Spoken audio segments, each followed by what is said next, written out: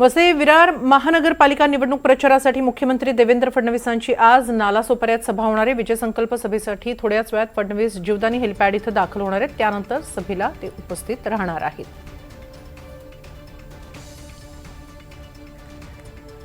या सभेच्या तयारीचा आढावा घेण्यासाठी आलेल्या खासदार डॉक्टर हेमंत सावरा यांच्याशी बातचीत केली आमचे प्रतिनिधी मनोज सातवी यांनी।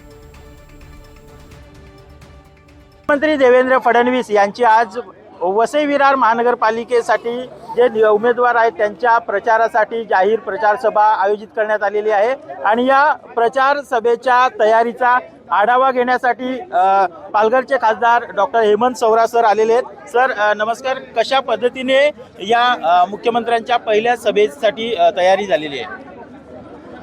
वसई विरार महानगरपालिकेची निवडणुकीचा प्रचार आता रंगात आलेला आहे आणि भारतीय जनता पार्टी महायुतीतर्फे आज पहिली सार्वत्रिक सभा ही माननीय मुख्यमंत्री देवेंद्र फडणवीस यांच्या माध्यमातून इथे होते।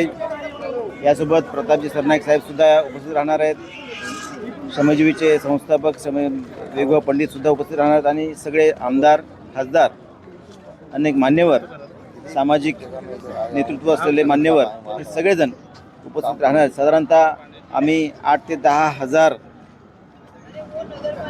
सगळे इथल्या रहिवासी अपेक्षित केलेले आहेत।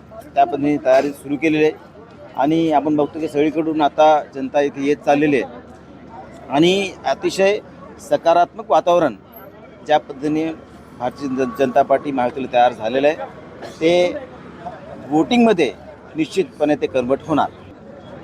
आजच्या सभेमध्ये वसई विरार महानगरपालिकेतल्या सगळ्या जनतेसाठी एक चांगल्या प्रकारचा ग्रोथ प्लॅन हा निश्चित आपल्यासमोर घेऊन येतील।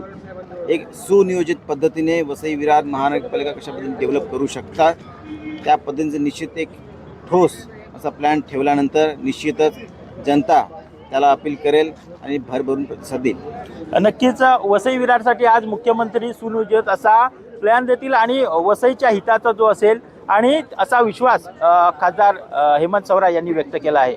NDTV मराठीसाठी मनोज सातवी, नालासोपारा।